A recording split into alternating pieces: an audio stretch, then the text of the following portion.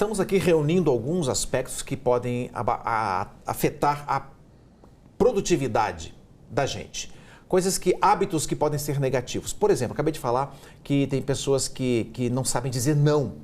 Na hora que o desafio chega, por exemplo, uma pesquisa feita na Universidade da Califórnia, nos Estados Unidos, indicou que quanto maior a dificuldade de dizer não, mais altas as chances de que a pessoa fique estressada, cansada e até mesmo depressiva. Eu estou com o Lincoln Firosman. Sobrenomezinho danado isso aí, hein, rapaz? No outro programa eu te perguntei de novo a origem dele, né? O que é? Holandês? Iraniano. Iraniano. Iraniano? Eu sei que já passou o Dia dos Namorados, mas eu fiz uma declaração eterna para minha esposa, que foi colocar o sobrenome da família no meu próprio último nome. Então eu fiz uma troca, né? Troquei meu último sobrenome pelo sobrenome da família. Firosman. Firosman. Eu estava falando aqui, experiência própria, já convivi com pessoas que tinham dificuldade de recusar projetos novos que às vezes os gestores traziam e a pessoa ia ficou deprimida. Teve problemas de pânico, um monte de coisa, porque era um volume muito grande e incapaz dela administrar. Como é que é possível trabalhar com essa... É uma habilidade a ser conquistada, eu diria. Exatamente. Capacidade de ter coragem de expor os seus limites e sem que isso resulte em perda do emprego. E aí? O problema não está em você dizer não. O problema está em você não negociar prazos. Talvez essa é a principal questão. E muitas vezes a gente vem de uma cultura, basicamente, onde a gente foi educado que quando você quer alguma coisa bem feita, vá você e faça você mesmo. E isso é um problema, porque no momento em que eu preciso delegar ou pedir ajuda, eu acabo fazendo. Então é aquela velha história, é um detalhe simples no trabalho, em casa. Eu não vou pedir para o outro fazer porque é mais rápido, eu faço por aqui, termino mais rápido, enfim, ganho mais tempo. Mas é uma sensação falsa, porque você não ganha mais tempo, você perde mais tempo e você acaba justamente tendo o ato de não compartilhar com que outras pessoas também possam executar, ou seja, dividir tarefas, delegar tarefas, não delargar, que é uma outra história. Tem gente que delarga, né? Deixa o outro fazer e ele se vira. O delegar significa ajudar o outro, instruir o outro a fazer aquilo que você faria com a mesma excelência. A maturidade na nossa vida é muito interessante, né? Quando a gente vai ficando mais maduro, mais velho um pouco, a gente vai convivendo com dois aspectos. Um da espontaneidade, trazida pelo prazer. Eu gosto de fazer certas coisas na minha vida.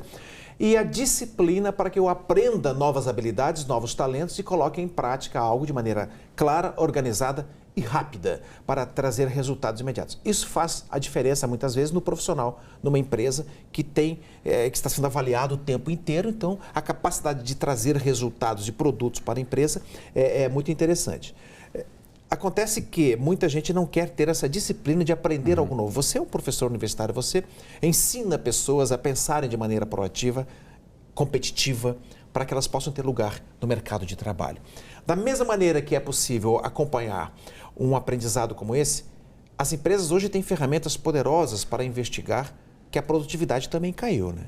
Com toda certeza. E aí, com que ferramentas é possível trabalhar para que isso não impacte numa possível demissão?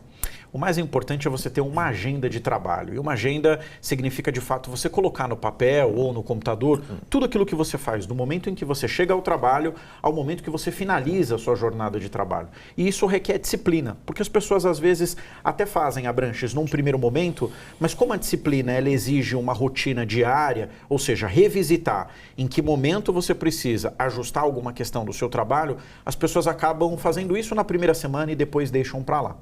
Muitas empresas têm sistemas, por exemplo, hoje de tecnologia da informação, para consultar, por exemplo, pela rede da organização, quanto tempo o colaborador, por exemplo, está acessando sites de notícias ao invés de estar produzindo. E isso pode gerar um desconforto tanto para o empregador como para o empregado. Ou seja, ao invés de eu estar produzindo um relatório, de eu estar gerando um relatório, fazendo uma planilha, eu estou lá observando as notícias que estão acontecendo no dia, que é importante, e isso precisa ser feito, mas dentro da jornada de trabalho, naquele espaço em que isso for concedido.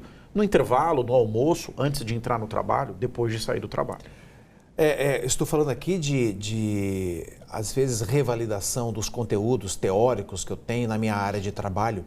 Como é que você vê essa questão aí para ajudar no aumento da produtividade? Pode ser que esse seja o seu grande desafio, atualizar as informações da área em que você atua.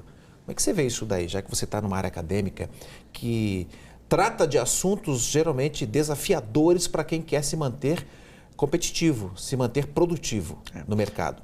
A gente pode também dizer o seguinte, a produtividade ela pode ser olhada pelo ponto do tripé da gestão da produtividade, que a gente considera aquilo que são as coisas importantes, aquelas coisas que são urgentes e aquelas coisas que são circunstanciais. Alguns estudos mostram que a gente passa 70% do tempo fazendo coisas urgentes, 20% do tempo importante e 10% do tempo circunstancial. Ou seja, a gente está mais tempo apagando fogo do que prevenindo incêndio. Então, se planejar, fazer uma análise daquilo que você de fato precisa entregar, seja na sua rotina pessoal, na sua rotina de trabalho, é onde vai fazer toda a diferença na gestão da tua própria produtividade. Então, um exercício simples, né? Pega lá a tua agenda e observa onde é que você está dedicando tempo para as coisas que são importantes, aquilo que gera prazer. Onde é que você está dedicando coisas para coisas que são urgentes, aquilo que não te dá prazer? E onde é que você está dedicando tempo para aquelas coisas que são circunstanciais? Ou seja, é aquela pausa para o café que a gente tem no trabalho. Sabe que o colega chama outro e fala assim, vamos tomar um café? E o café de 5 minutos vira um café de 1 hora. E aí quando você olha no relógio, você fala, nossa, hora do almoço. Bom, aí você procrastinou, aí você não produziu. Então a melhor forma de fazer isso é olhar o que você está fazendo que é importante, o que você está fazendo que é urgente e o que você está fazendo que é circunstancial. E aí entra uma questão que eu quero te propor para uma reflexão, e aquilo que é essencial? Quando que isso entra e às vezes não está na planilha da empresa, mas está na planilha da sua vida? E aí, como administrar as 24 horas do dia quando você precisa colocar um elemento desse? Prioridade, né? Quais são as prioridades? Como é que você trabalha as metas na sua vida? Curto prazo, médio prazo e longo prazo. Alguns estudos globais mostram que as pessoas não colocam no papel aquilo que elas querem. Está tudo programado na cabeça. Quando a gente externaliza para o papel, a gente faz um exercício de revisitar todos os dias aquilo que de fato eu quero conquistar na minha vida. Você está falando literalmente, colocar no papel, escrever no papel. Colocar visualmente na sua frente ali. Eu vou te dizer que com 15 anos de idade, eu tinha uma cartolina nas costas da cama do meu quarto, onde tinham todas as coisas que eu queria conquistar, fotos com palavras escritas, e eu antes de dormir gravava, na época com um gravador pequenininho, as coisas que eu queria ser quando um dia eu me tornasse adulto. E todos os dias antes de dormir eu escutava aquilo para fazer um exercício mental de programar que o sucesso ele não começa só na ação, mas ele começa também no pensamento. No pensamento e no sonho. Mas tem alguns ruídos, alguns ratinhos atrapalhando esse processo todo que às vezes a gente acaba envolvido e não consegue se desfazer. Por exemplo, eis um outro ponto que atrapalha a produtividade. Falar mal dos outros, fazer fofoca. Daqui a pouquinho o Lincoln vai falar a respeito disso. Até já.